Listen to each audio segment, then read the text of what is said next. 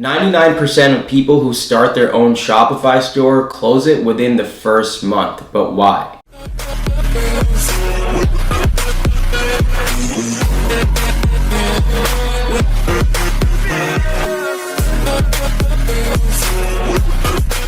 After building and scaling multiple 6- and 7-figure dropshipping stores and helping hundreds of people get started, I've seen a few common practices that most people fail to implement. And quite frankly, these mistakes prevent people from seeing some sort of success in the e-commerce dropshipping space. So if you're watching this video and you're thinking about getting started into Shopify dropshipping, or perhaps you just started, then make sure you guys do watch through the entire video, because I'll be sharing 3 main common tips to make sure you implement to drastically increase your success rate in this space. What's going on, YouTube fam? It's your boy Yash. If you don't know who I am, the purpose of this channel is to document my journey in the dropshipping space and to share the most insight and value with you guys. Now, I do want to keep this video as short yet as informative as possible, but before we do move forward into the video, do me a favor and drop a like on this video, and while you're at it, make sure you guys are also subscribed to the channel with your post notification bell turned on so you guys are updated with all recent and new videos.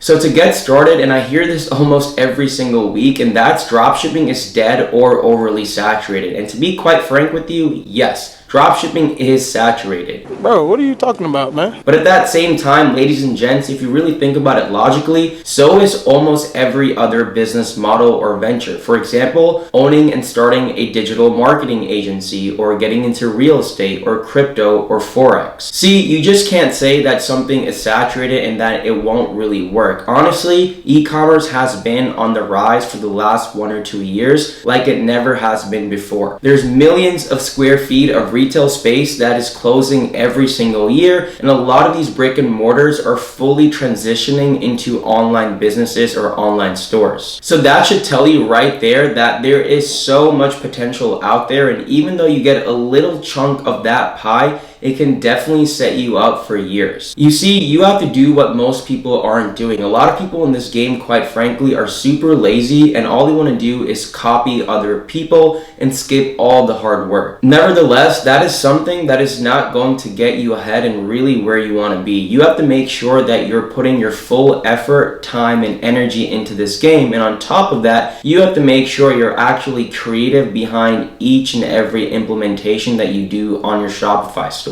A simple example, let's say there's this product you want to go ahead and test, and there's about 3 or 4 competitors out there. What you don't want to do is straight up go ahead and copy the ad copy and the creative and their description. For one, the algorithm of the paid advertising platform that you are utilizing, for example Facebook, will definitely pick that up and show your ads to a lower quality of traffic. And at that same time, you're doing just what everyone else is doing. Instead, what you want to go ahead and do is see how you can make all these variables better than your competitor. For example, the copy, the creative, the pricing, the offer, the overall product page, and also the funnel. So what I'm really saying overall, guys, is go ahead and put that extra effort in and actually studying your product, your market, and making each and every single variable better than your competitors. This will not only give you great practice on how to further strengthen and better your skills, but it will also increase your chances of success as well. This is how I put it in front of my clients. Dropshipping is a business model or a fulfillment model within e-commerce. A model really never dies per se. A model more so adapts and pivots, and as the consumer market also changes, adapts, and pivots, you as a dropshipper, or let alone an e-commerce business owner, also have to adapt and pivot. If something used to work before, it may not work at all anymore. If it does, it works in a little bit of a different way. For example, having a shitty, generic looking general store and slapping a product on there isn't, quite frankly, going to work anymore. Instead, focus on micro branding your website, right? Put in that proper time and effort into your website,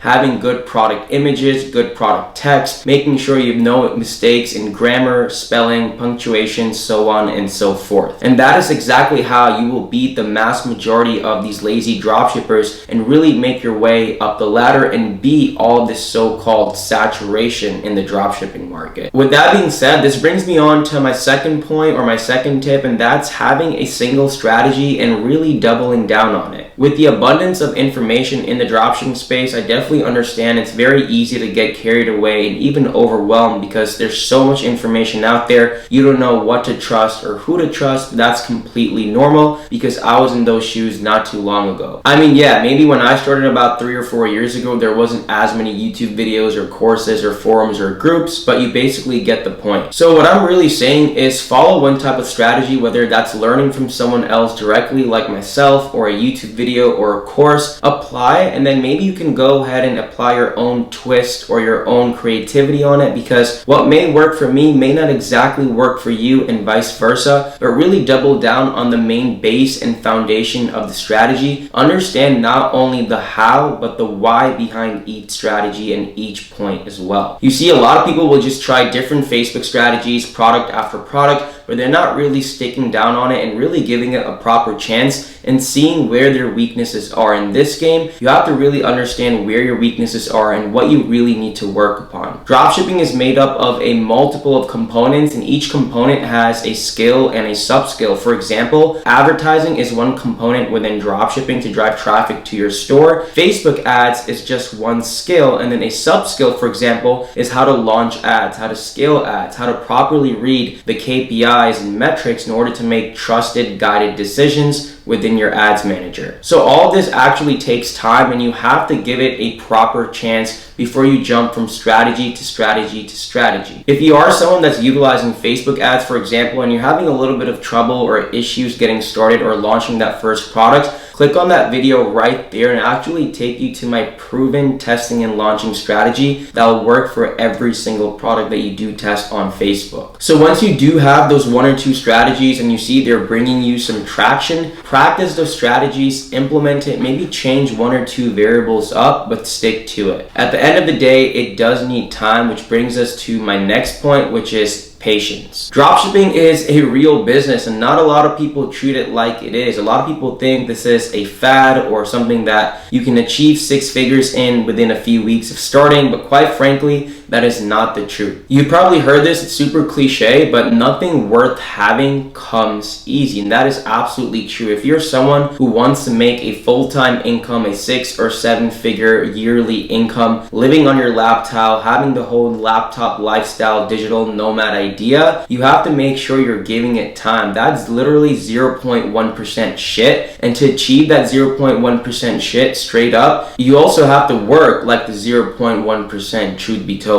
So yes, it's about working harder, but it's also about working smarter. Like I said, really know where your weaknesses are and really put in that proper time, energy, and efforts into those weaknesses and strengthening them. Because otherwise, you're just gonna keep going in circles, especially if you're someone that's rushing the entire process. Really sit down and learn every single component, and honestly, you have to go ahead and enjoy it. This is not something that you should be doing just because of the money. Actually fall in love with the process. Fall in love of learning about different products in the market and actually becoming a digital marketer. And if you do those things, the money will come to you, I promise. My first few months, I lost thousands and thousands of dollars. I didn't have a proper strategy. I was throwing away money on stuff that really didn't make sense. And quite frankly, it wasn't until that 14th or 15th month mark where I actually found my first winning product that was consistent and sustainable. And then after I found that, I saw the mistakes I did in that, both front end and back end, and then better that the second and third and fourth time I found another winning products. This game is of constantly implementing feedback into action. Understand and realize and be aware of the mistakes you did previously, and the next time you probably won't, because the next time you'll be more aware and you'll mitigate those errors and mistakes. That being said, make sure you're patient, make sure you're giving it the ample time to be actually fair with yourself. And then last but not least, I want to give you more of a bonus tip. I'm a very intuitive and visual person, so I always like writing down my goals, whether they be weekly goals, monthly goals, or annual goals. And the reason why I'm saying write your goals down instead of typing it is because when you're actually writing it down, you're putting all that energy into that piece of paper with your pen or pencil. So like I said, it just sticks more with you, and on top of that, it makes you more accountable in terms of accomplishing those goals as well. So you really don't set yourself up for failure. Anyway, I don't want to go go on and keep rambling, but I truly hope those 3 points did make sense and you actually take them with you and implement them. Other than that, if you guys do have any questions, thoughts, or concerns for me, feel free to drop them in the comments down below because I do reply to each and every single one of them. Furthermore, feel free to check out all the links in the description down below as they can and will be very helpful for your Shopify dropshipping store. I appreciate you guys tuning in and let me know what else you guys want to see on the channel. I'm always about making value-filled information for you guys so you're one step closer to where you want to be in your businesses. Make sure you guys continue working hard and more importantly, continue being awesome. Until the next one, your boy's out. Peace.